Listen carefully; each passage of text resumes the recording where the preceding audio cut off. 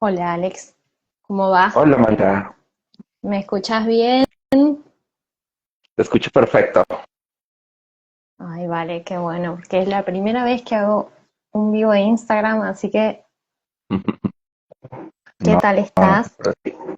Muy bien, estoy muy bien, muy feliz de estar aquí en este espacio contigo, compartiendo un poco de literatura y del amor por los libros.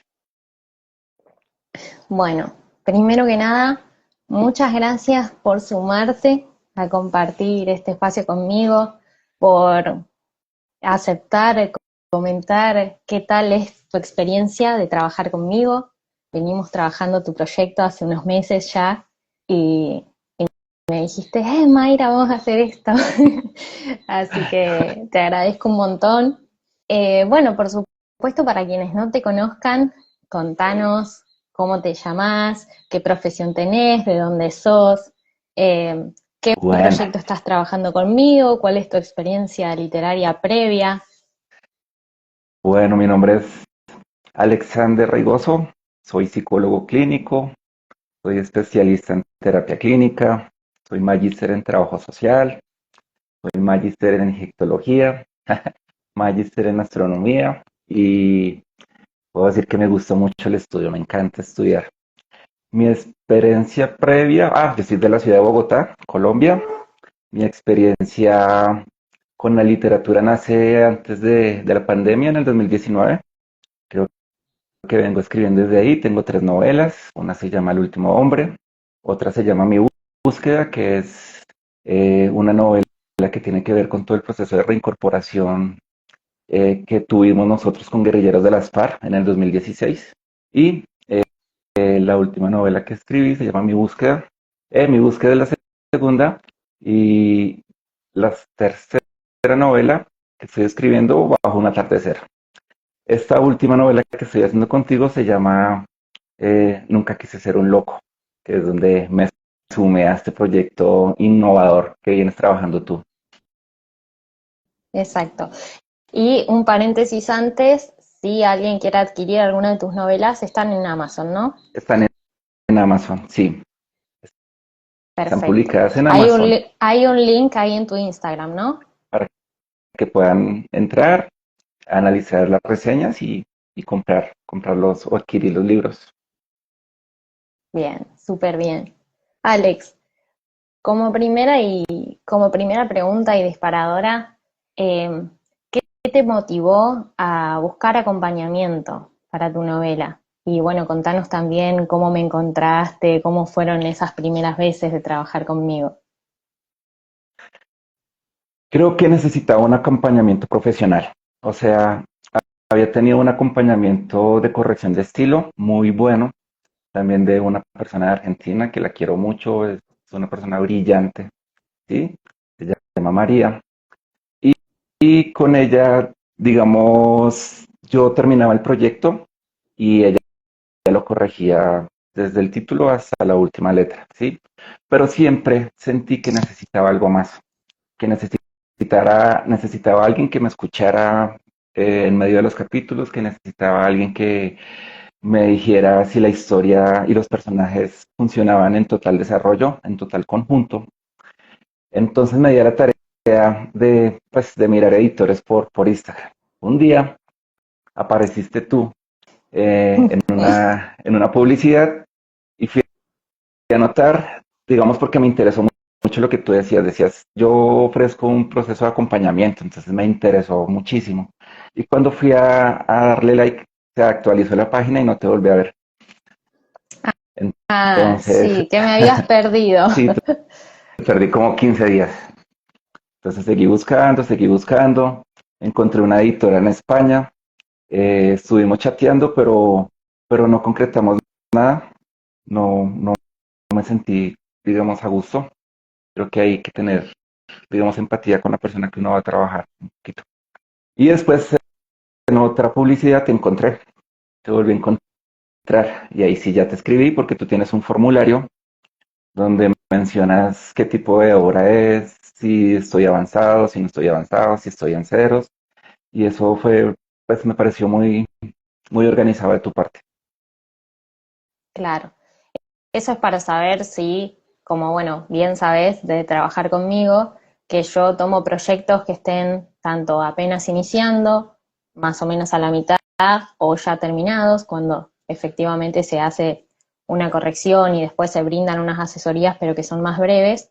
Y en tu caso vos llegaste con un proyecto más o menos a la mitad, más o menos a la mitad. como, como conversábamos antes. Mm, Eh, sí. y ahí es cuando viene la pregunta de, cuando empezamos a trabajar en el inicio, ¿te encontraste con lo que esperabas encontrar? Totalmente, sí, sí. Los acompañamientos han sido extraordinarios.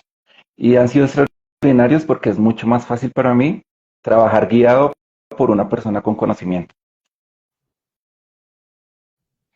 O sea, ¿Hay, yo hay siempre, algo en particular? Perdón, adelante. dime, ¿hay algo en particular, me decías, Mayra? Sí, ¿hay algo en particular que destacarías de la forma que llevamos de trabajar? Viste que, para quienes no sepan, yo primero que nada armo una carpeta de Drive en la que estamos tanto mi cliente como yo. Compartimos tu archivo, tu proyecto literario en esa misma carpeta y también vamos armando archivos alternativos en los que registramos ideas o puntos flojos de tu escritura, lo que haya que mejorar, o todo aquello que no se tiene que perder, eso que va como sosteniendo el hilo, ¿no? Del proceso de tu proyecto.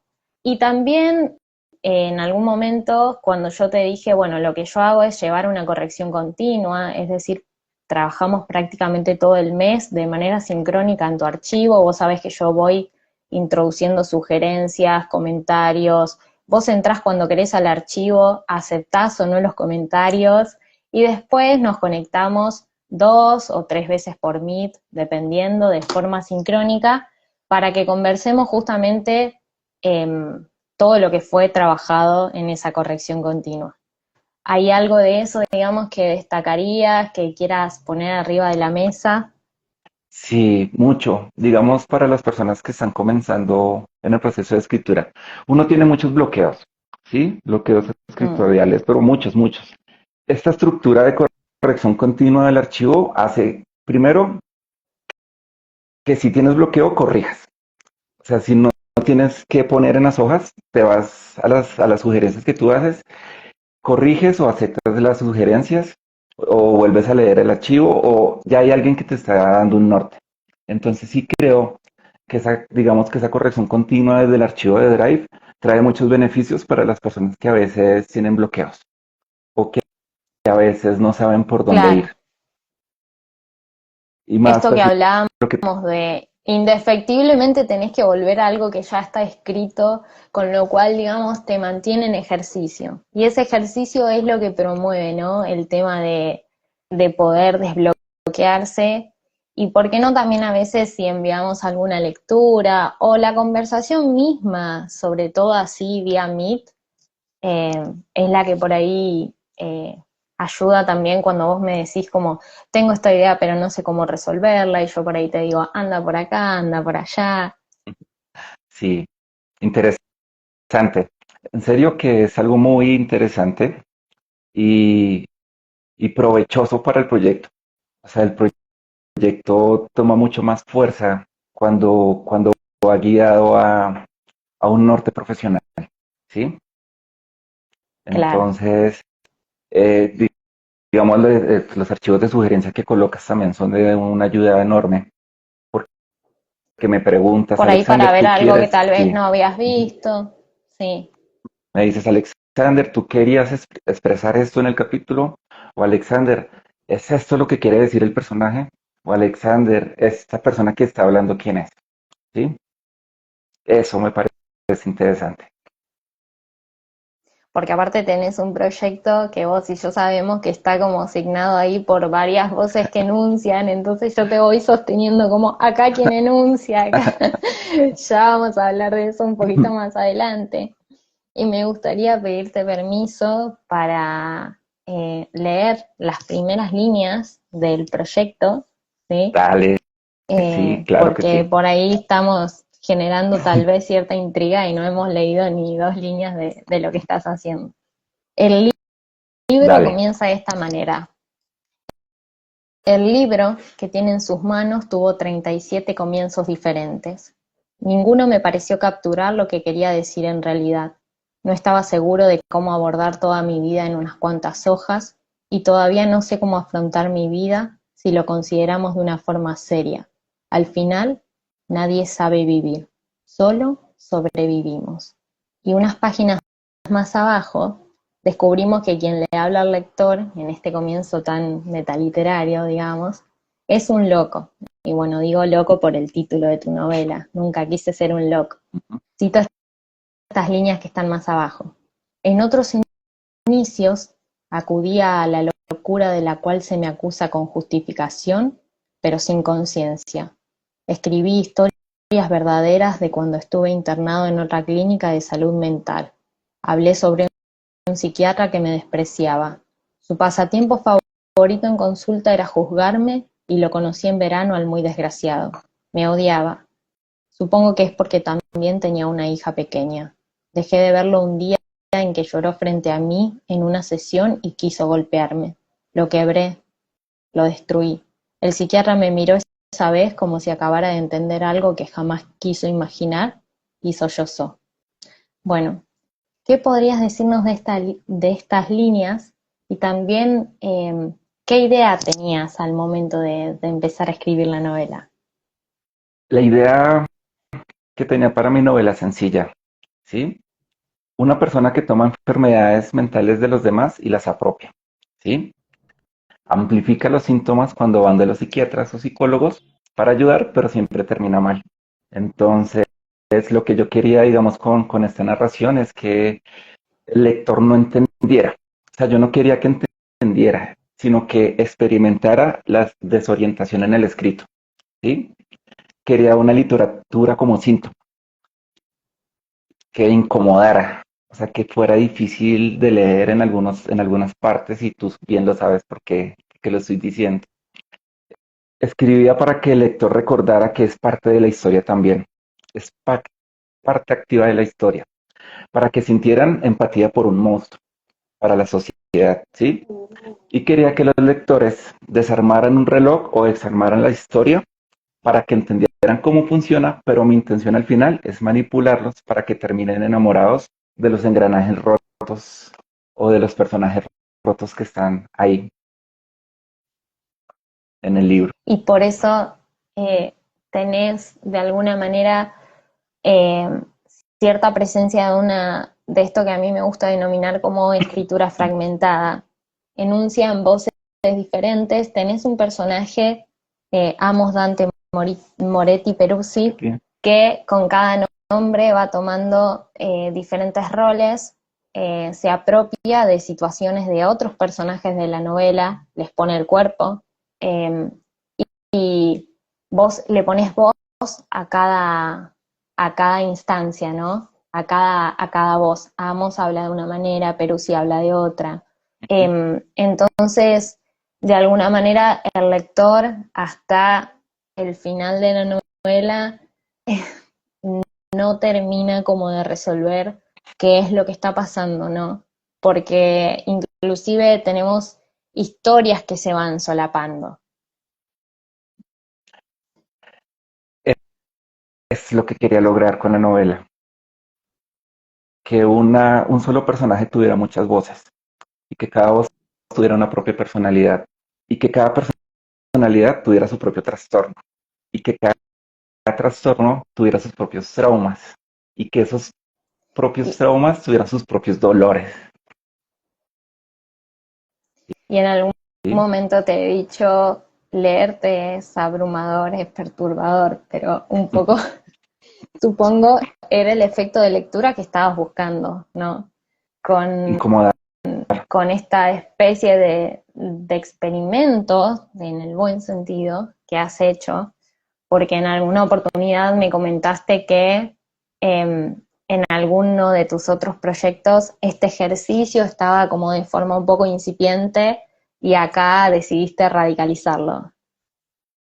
Sí, en el libro Vida sin tiempo fue el último que salió en Amazon. Hay un personaje polimorfo, perverso, pero con justificación. Todo lo hizo por amor. Y la tesis central del libro es que el amor transforma, el amor destruye y destruye muchas cosas lindas que uno tiene. En terapia me he dado cuenta que el 90% de las personas que vienen a consulta es por cosas de amor o están rotos por alguna parte del amor, ¿sí? Y es algo, digamos, que me tocó muchísimo. Entonces lo que hice fue en el libro empezar a darle forma a esa fragmentación del protagonista. Lo logro fragmentar y me encanta la idea. Y me dije ahí voy a escribir un libro caótico, desorientador, que genere incomodidad y que además me fascine, o que a la gente le fascine. Y lo lograste.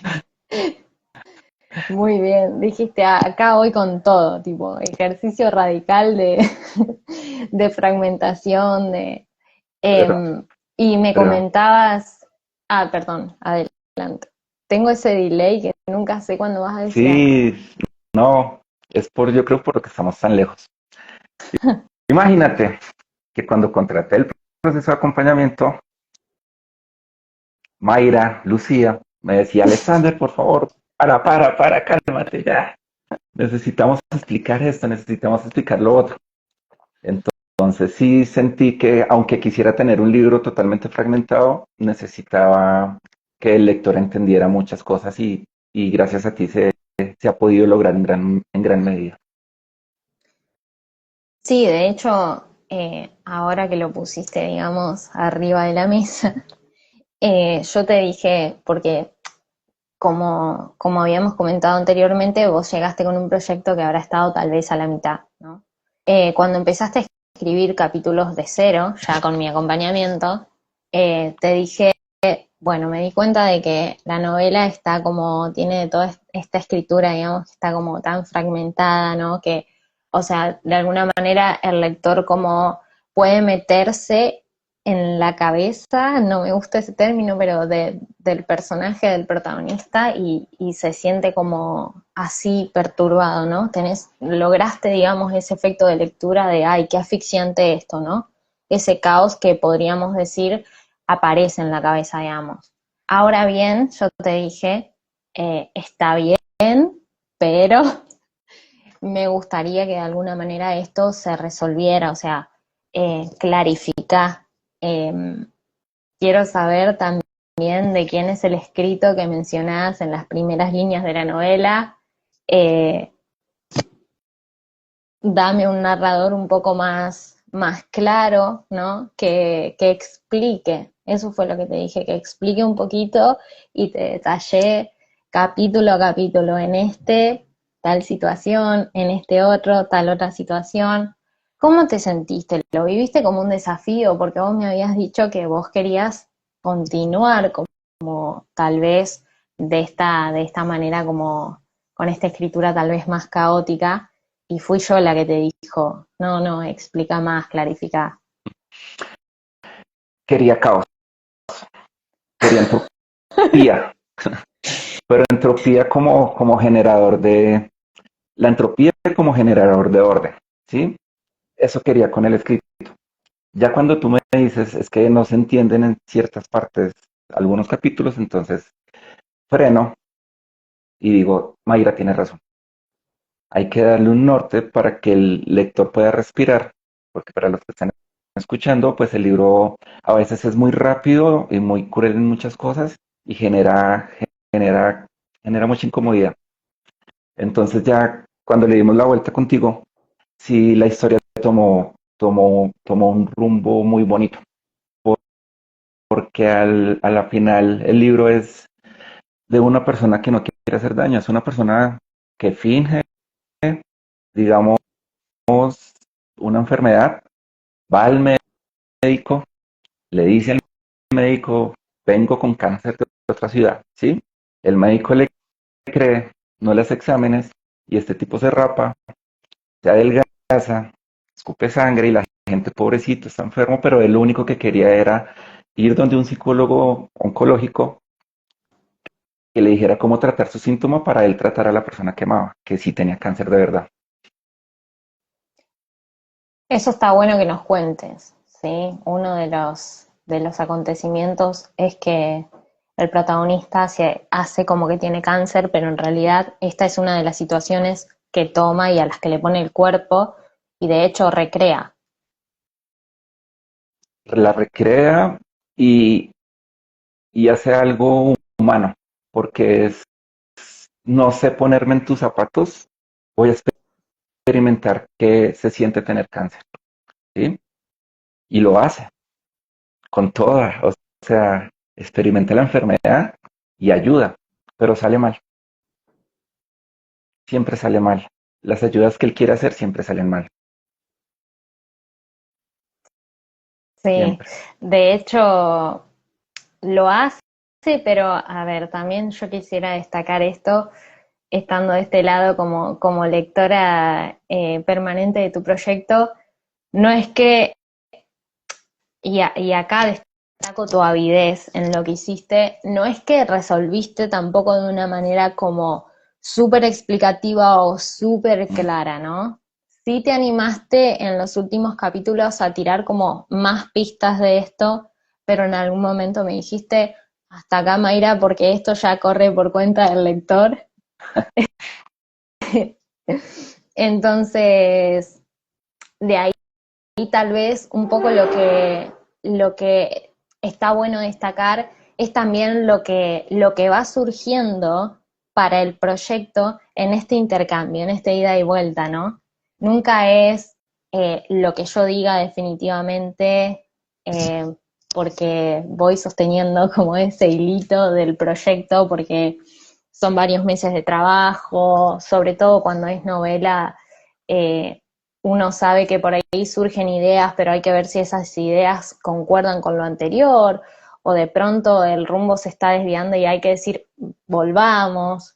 Entonces, vuelvo a esto, digamos, lo que está bueno destacar es justamente lo que se juega en el intercambio entre que yo te lea y te diga, bueno, mira, de lo que leí, a mí me parece que estaría bueno ir por acá, por allá, pero también, y esto me gusta dejarlo en claro, el último que tiene la palabra respecto de su propio proyecto es el autor, siempre, ¿sí?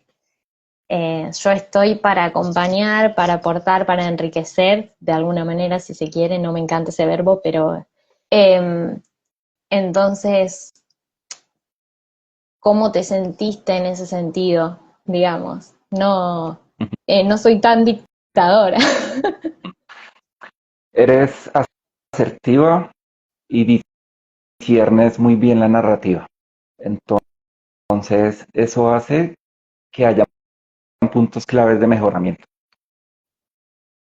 No impones, das sugerencias, ¿sí? Por ejemplo, para las personas que estén escuchando. ¿Y tú qué vivís acá en Bogotá? Las personas de Bogotá tenemos una particularidad, no muchas, pero casi la mayoría, de que busteamos y tuteamos a veces en una misma oración, ¿sí? Y no lo notan. Y no lo notamos. Y la escritura lo tenía.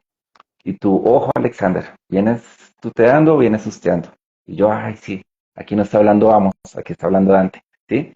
Y ahí es donde uno, como escritor, uno se deja llevar, pero ya hay una persona que te dice, ven, observa, vuelve a leer, piensa si es lo que quieres para tu proyecto, piensa si eso es valioso para tu proyecto, si ese diálogo funciona, si no funciona, y lo miramos. Y ya lo colocas tú en la hoja donde organizas y funciona. Sí, y ese archivo alternativo también donde vamos registrando todo es justamente, como dije antes, el que permite sostener, el que permite controlar esto se hizo, esto no se hizo, para aportar orden también. Sobre todo cuando las ideas por ahí respecto de la novela o lo hacia adelante, cuando todavía no están escritas, ¿no? Eso también, eso sostiene como para que justamente no se desvíe tanto el rumbo. o si decidimos como desviar el rumbo, decir, bueno, pero todavía tiene que ver con esto, ¿no? Sí. Por ejemplo, eh, toda la parte investigativa que se hizo del libro, yo le decía a Mayra que duró más o menos 1 año y medio en mi cabeza.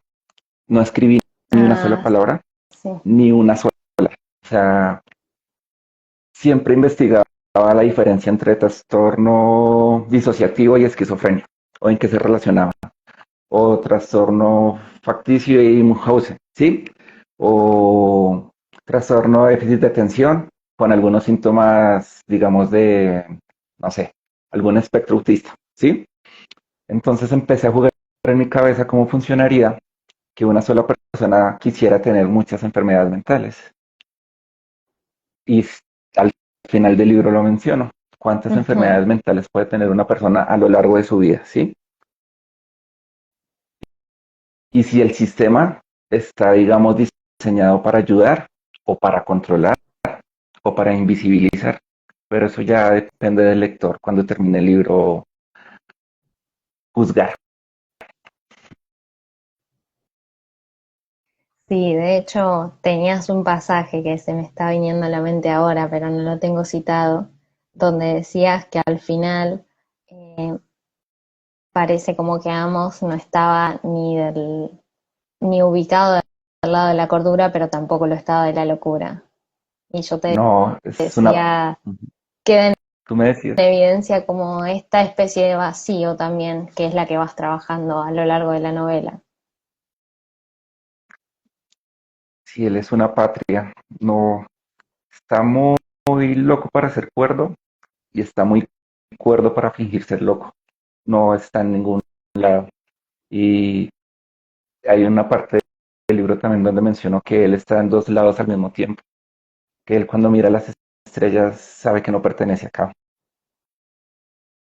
Y, y la frase con la que se encuentran los lectores al principio es no me juzguen, mira a su alrededor, no hay nadie cuerdo en esta tierra. Es cierto, sí, sí. Y me gustaría preguntarte también, a cuento de lo que hablamos unos minutos antes de conectarnos, digámoslo, me dijiste que para este proyecto específicamente habías leído bastante. ¿Querés contar qué lectura sentís que te impactó, te inspiró al momento de encarar el proyecto? Albert Camus, leí El extranjero, La huida y La peste. Para los que han leído La huida, saben que el libro trata de un monólogo muy largo de una persona que entra a un bar y habla con alguien, pero nunca se menciona, ese alguien nunca tiene voz en el libro, siempre es la misma voz, siempre es una sola voz, ¿sí? Y me encantó, me fascinó, me acabamos desde ahí, ¿sí? Yo dije, es el libro más interesante que he leído en toda mi vida, además porque toca temas filosóficos muy densos y de existencialismo y del absurdo de la existencia que me encantó. Entonces dije, quiero, yo quiero aprender, ¿sí? Entonces después de eso, de ver ese libro como estaba diseñado, leí Ensayo para la ceguera, ¿sí? Mm, Y para los que lo han leído, saben que Ensayo para la ceguera no tiene signos de puntuación definidos, no tiene signos de diálogos. Usted no sabe quién está hablando. Entonces, claro. se lee, pero además que no tienen nombres tampoco. La chica de las gafas negras, el de la farmacia, el taxista, el policía, la esposa del policía, la esposa del primer ciego, bueno. Entonces, Saramago logra algo interesante que es hacer que el lector no vea. O sea, está el libro, pero el lector no ve y se siente en algunos puntos ciego también. Leí eh, El extranjero por las mismas cuestiones de la vida, cuestiones del existencialismo, para qué se existe, y es que muchas personas que tienen trastornos mentales se hacen la misma pregunta. Y yo te lo comentaba antes de comenzar a charlar, Mayra. El esfuerzo tan gigante que tienen que hacer ellos para parecer normales, ¿sí? y el esfuerzo que tienen que hacer los otros para entenderlos. Entonces nunca acaba esa cadena donde yo siento que no pertenezco a un sitio y esos libros que leí me regalaron toda, digamos, toda la literatura que necesitaba.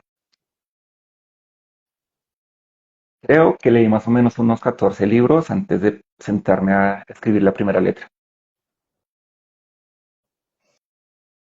Em, Me queda resonando esta frase cuando planteas el absurdo y esta cuestión de al final no estoy, eh, ni soy cuerdo, ni soy, eh, ni soy loco, o sea, este vacío, ¿no? Que signa la existencia de alguna manera. Eso está en el libro, me parece que en ese sentido has podido resolver, así que me pone muy contenta. Y leíste también algo, ya que aprovecho a preguntarte, algo que tuviera que ver como de alguna manera más técnico, por así decirlo, por Sí, así llamarlo, de tu campo disciplinar para hablar de trastornos mentales y...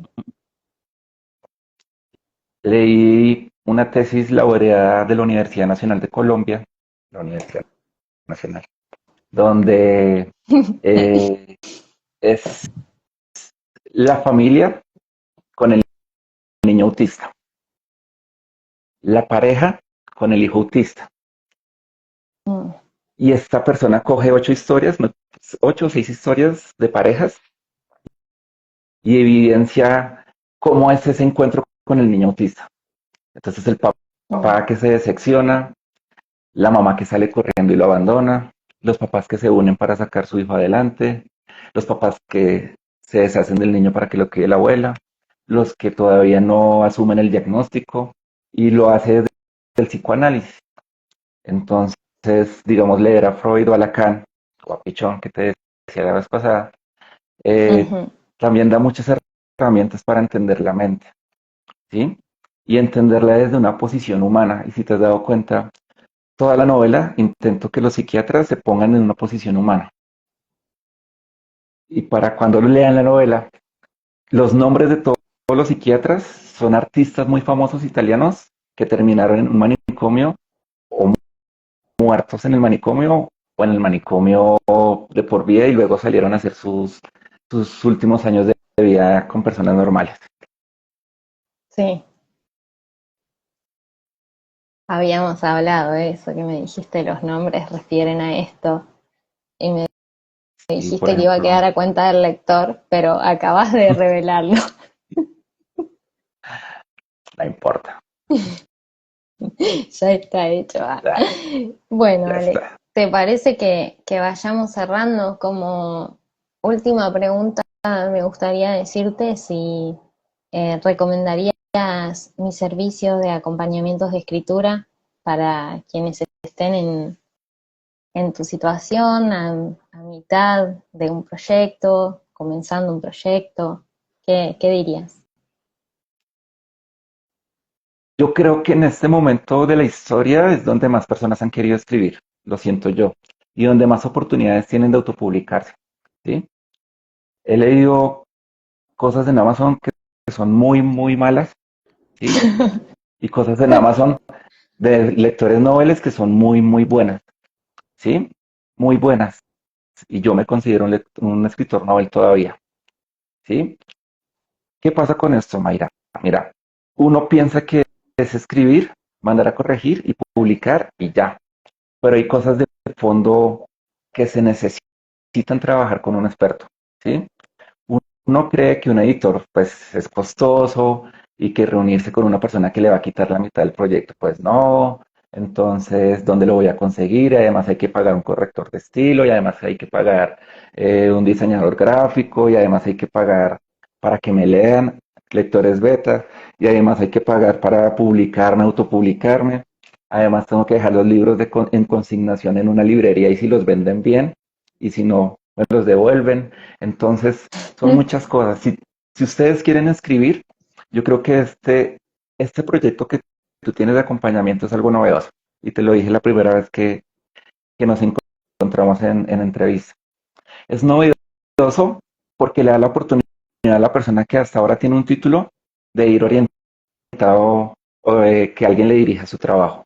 Si va por la mitad, genial, porque vas a tener, digamos, mucho más, mm, vas a tener algo más profundo en cada personaje o en cada situación que tú plasmes en tu novela. Si ya lo tienes terminado, pues también, porque tú vas a leer toda la novela y vas a decir, bueno, este personaje era protagonista y no volvió a aparecer, o este personaje es secundario porque es protagonista ahora, ¿sí? O porque estos dos se casaron si son hermanos, no entiendo. Entonces, No. entonces sí recomiendo a las personas que necesiten una orientación y que además necesiten, como tú dices, un acompañamiento desde la escritura y desde la forma, la estructura y la gramática. Tú haces eso y lo integras Sí, muy bien dentro del proyecto. a mí me gusta hablar de que justamente eh, al momento de encarar los procesos de acompañamiento de escritura, me paro en dos ejes. Uno tiene que ver más con lo lingüístico en sí mismo, del tipo eh, la escritura de cada quien, por ejemplo, de quienes tienen problemas con oraciones más largas, entonces se les dificulta generar un efecto de lectura un poco más ágil, más claro. Quienes tienen oraciones normalmente más cortas, a veces quieren imágenes más largas, más lentas, entonces ahí hay que intervenir justamente con oraciones más largas. Obviamente la ortografía, la puntuación, ¿no? Todo lo que o la corrección de estilo misma, que por ahí, o sea, esta cuestión de intervenir y decir esto queda más estético. Eh, y por otra parte, lo que a la estructura del proyecto en sí compete, tal vez ya más en materia literaria, que tiene que ver con eh, cuestiones más tal vez argumentales de la anécdota en sí misma, o sea, eh, o de hacia dónde seguir cuando hay capítulos que no están escritos, como pasó en tu caso, que yo te dije, Alex, hasta acá me encanta lo que lo que hiciste, todo lo que está, todo lo que se juega acá, digamos, con la cuestión de la escritura fragmentada y demás, pero ahora busquemos un poco de claridad, explicar un poco más y me parece que eso también hace que justamente el acompañamiento cobre valor porque es cuando tal vez vos como escritor tenés algunas ideas en mente y no sabés por cuál optar. Yo siempre digo que de alguna manera yo me posiciono como una lectora, ¿sí? Del proyecto y obviamente en algún punto va a intervenir mi criterio, ¿no? Si bien el autor tiene potestad de lo que está escribiendo, pero me parece que este intercambio, este posicionarme de alguna manera como mirada externa al proyecto y desde ahí decir, bueno, para mí como lectora esto sí, esto no, esto es lo que va justamente resolviendo, como vos decías anteriormente, los bloqueos, por esta cuestión, lo que permite también el avance del proyecto y el desenvolvimiento del proyecto. Total, total. Yo tengo otro escrito y lo dejé más o menos 6 meses, volví a retomarlo y cuando lo leí ya eran voces diferentes del protagonista. O sea, el protagonista tenía una estructura definida en la escritura hace 6 meses, pero cuando lo retomé le di otra totalmente diferente. Entonces sí me di cuenta que estamos constantemente en resignificación, resignificamos anécdotas, historias de vida, resignificamos problemáticas. Yo te decía que para escribir en diferentes voces tenía que colocar diferente música y estar en diferentes ambientes. Entonces, para escribir la voz de Amos tenía que colocar black metal súper pesado, pero instrumental, ¿sí? Y quedarme en ese caos de música. O el jazz, a el jazz no me gusta, pero el jazz es muy desorganizado, o sea, es desorganizado, pero es lindo a la final, ¿sí? Pero ya cuando necesitaba hablar Moretti, que es un hombre débil, un hombre incel, ¿sí? Un hombre que siempre está generando lástima.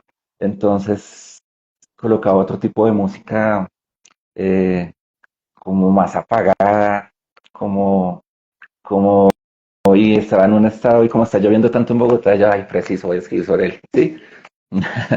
Tan raro que llueva. Sí. O Perú sí que, pues, es otro tipo de personaje, más confrontativo. Entonces sí colocaba a veces punk.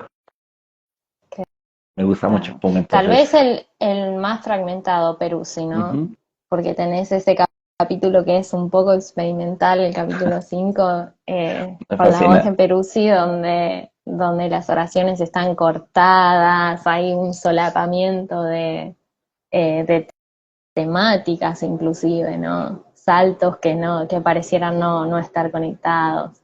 Así que ¿hay algo, Alex, que pensás que te hubiera frenado y que con mi acompañamiento hayas podido resolver? Tenía la idea, tenía la historia, tenía los capítulos, no sabía cómo hacer el final. Mm. ¿Y cómo te sentís con el final? Que no lo vamos a contar, pero El final, el final me parece hermoso porque es muy humano. Es mirar al loco desde, desde su corazón. Es mirar al loco desde su ternura. Es, es mostrarle al mundo que él está dañado, pero no por causa de él, sino que son causas internas que él no puede responder. Entonces, mucha gente juzga un carro por su belleza exterior, ¿sí? Pero si yo le quito tres o cuatro partes sencillas, pequeñas, no va a funcionar, no va a aprender. Y a veces esas personas necesitan esas cuatro partecitas, que es entendimiento, cariño, un amor desde la empatía y también necesitan mucho acompañamiento familiar y social. Entonces, eh, eso lo logré ver, digamos, con las recomendaciones que tú me diste, porque yo iba justo a estrellar a la sociedad, pero tú me dijiste, ven, hay otros caminos. Y creo que un camino bonito es mostrar la otra parte de la locura, esa parte que todos ustedes también llevan dentro, o todos nosotros llevamos dentro. todos estamos un poco locos, ¿no? Por más cliché que Todos suene. estamos un poco rotos. Bueno, sí. Bueno, Ahora, ¿qué Alex, hacemos para no muchas romper a los gracias. demás? Ah, bueno, no voy a acotar ni una coma a esa reflexión. Es algo Bueno, Mayra, que medito, no tengo ni idea de cómo resolverlo. Tal vez vos un poco más que yo, que sos psicólogo. ay, difícil. Alex, muchas gracias por participar, por prestarte eh, para la difusión de lo que hago. Te lo agradezco de corazón por compartirnos la experiencia, cómo fue laburar conmigo el tema del acompañamiento. Me pone muy contenta que ya está llegando al final, así que bueno, seguramente difundiremos cuando efectivamente esté listo lo tuyo. Así que bueno, te agradezco de corazón haberte conectado, haber destinado esta hora casi a charlar sobre lo que estás haciendo y sobre cómo trabajaste. Así que muchas gracias. No, Mayra, gracias a ti por estos meses de acompañamiento, de trabajo. Tienes un proyecto muy interesante y te lo he dicho desde el momento cero. Eres una excelente profesional, sabes un montón. eh, También conoces mucho de nuestra cultura, nuestro contexto, entonces también me encanta que hayas vivido acá en Bogotá durante Ah, sí. un tiempo. Y nada, muchas gracias por este espacio.